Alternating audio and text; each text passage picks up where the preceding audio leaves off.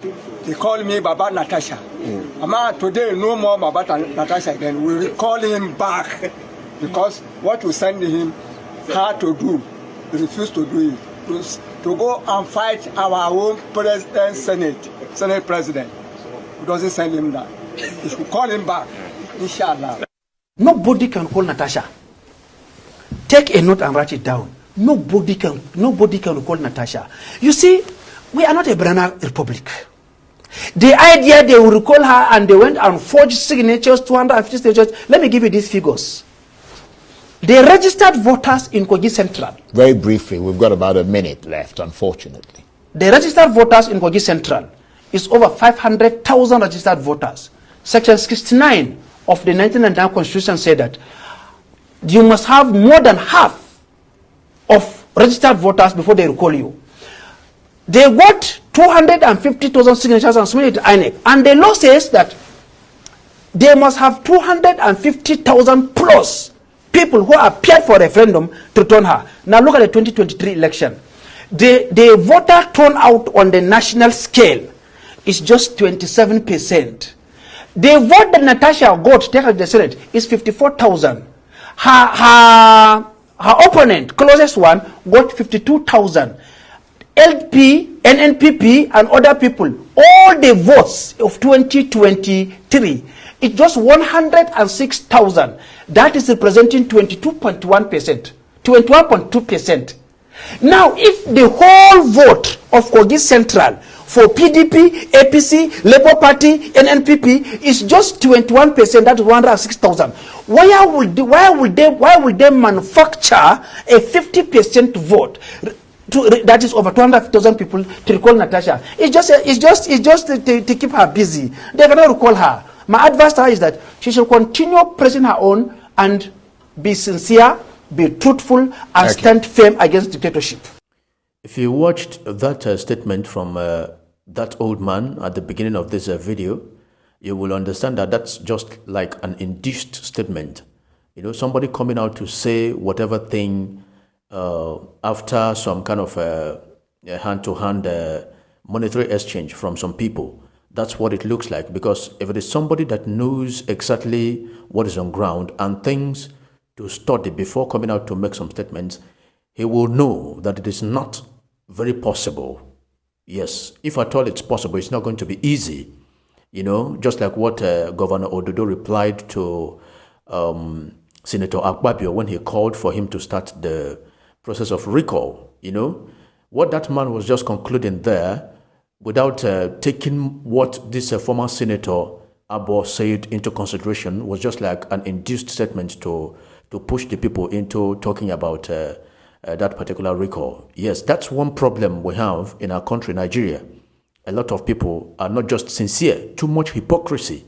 Once you can just bring out some thousands, some cash, take this one, a lot of people, not even considering their age, will change their statements. They will change their stand. They will change their decision immediately, honestly. Because imagine moving from Baba Natasha to that whatever thing he was saying at the beginning of this video, without taking what this former Senator Abbo said into consideration. He just came out, wow, to start saying that they have to recall her. Imagine. And I just want to say this to Nigerian people. You see this case, this issue of Natasha and Senate President, Senator Akpabio. To me, this is becoming very, very manipulative, honestly, in the sense that it is channeling the people's mind away from what they are supposed to focus on. Yes, because the people are no longer looking, as in studying what these people are doing. They are no more focusing on knowing what these people are doing. A lot of people are just focused on that issue of Natasha, that issue of Senator Akpabio and the rest of them. And that is how they will keep, if we do not stay focused on things that we are supposed to focus on, that is how they will keep on bringing manipulative programs, manipulative topics to take your mind away from where it is supposed to focus.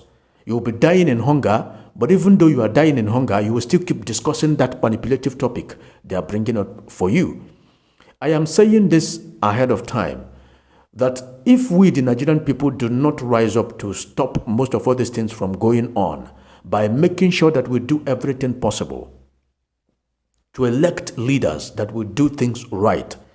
If we do not do everything humanly possible to make these changes by ourselves, the Nigerian people, nothing is going to change. These are the type of programs you will keep seeing. These manipulative programs to channel your mind away, as in to take your mind away from what you are supposed to focus on. In the last maybe couple of months, I can say that a lot of people have never looked into any of these government programs.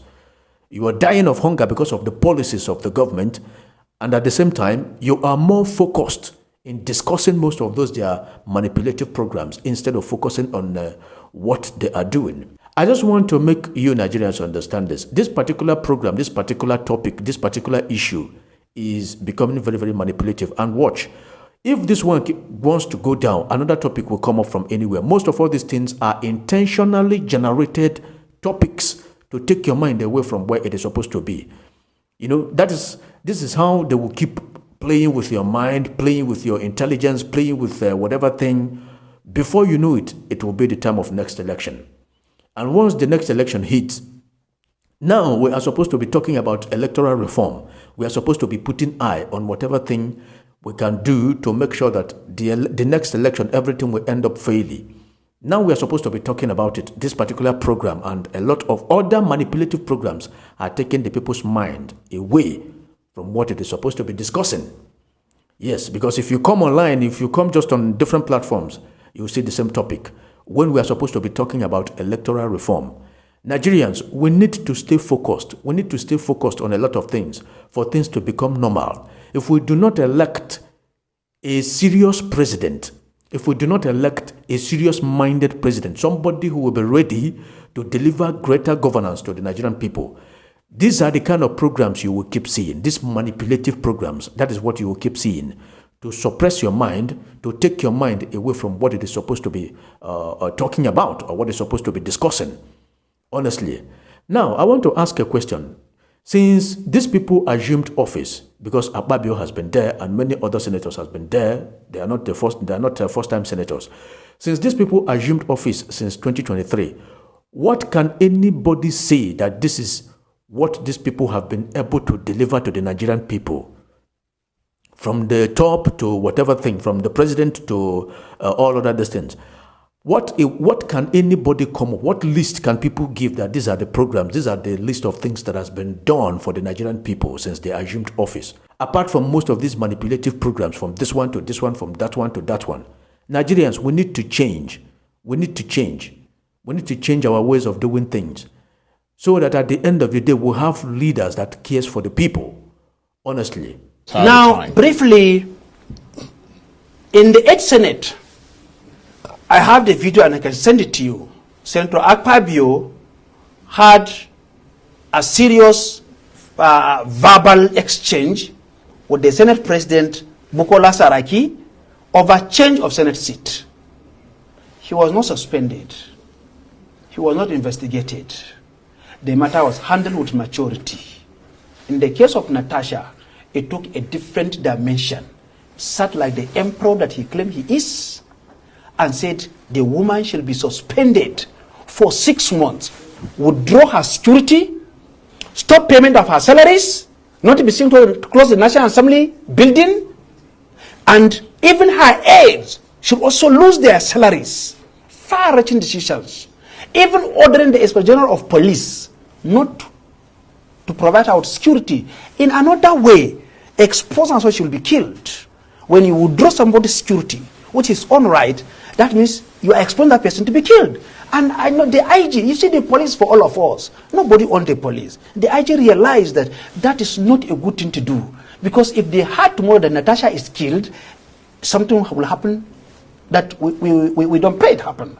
Now, if Akpabio was not suspended for fighting with Saraki over change of his seat, why are you suspending Natasha for 6 months? If only your motivation is because of change of seat.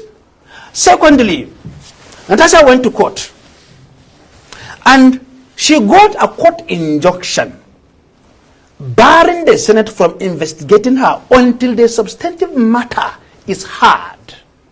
Senate went against the court judgment and suspended her still, even when there's an existing court judgment. That is contempt of the court. It was after they finished suspending Natasha that they went to court to vacate the court order barring them after contempt of court. And I'm sorry to use this word, cowardly, the judge, instead of arresting Akpabio for contempt of court, he vacated his own judgment that they broke. That's the pressure he was under. And instead for the judge to also go into the substantive matter, he recused himself from the case of Natasha. You see what is happening? It certainly raises questions. Let me put it that way, as politely as I can. So what is your advice to Senator Natasha Uduaghan now? Senator Natasha is doing what she's doing. And I heard that they want to call her. Nobody can call Natasha. Take a note and write it down. Nobody can call Natasha. You see, we are not a banana republic. The idea they will recall her and they went and forged signatures, 250 signatures. Let me give you these figures. The registered voters in Kogi Central. Very briefly, we've got about a minute left, unfortunately. The registered voters in Kogi Central is over 500,000 registered voters. Section 69 of the 1999 Constitution said that you must have more than half of registered voters before they recall you. They got 250,000 signatures and submitted to INEC. And the law says that they must have 250,000 plus people who appeared for a referendum to return her. Now look at the 2023 election. The voter turnout on the national scale is just 27%. The vote that Natasha got to take her to the Senate is 54,000. Her opponent, closest one, got 52,000. LP, NNPP, and other people, all the votes of 2023, it's just 106,000. That is representing 22.1%, 21.2%. Now, if the whole vote of Kogi Central for PDP, APC, Labour Party, NNPP is just 21%, that is 106,000. Why would they manufacture a 50% vote? That is over 200,000 people to recall Natasha. It's just to keep her busy. They cannot recall her. My advice to her is that she should continue pressing her own and be sincere, be truthful, and stand firm against dictatorship.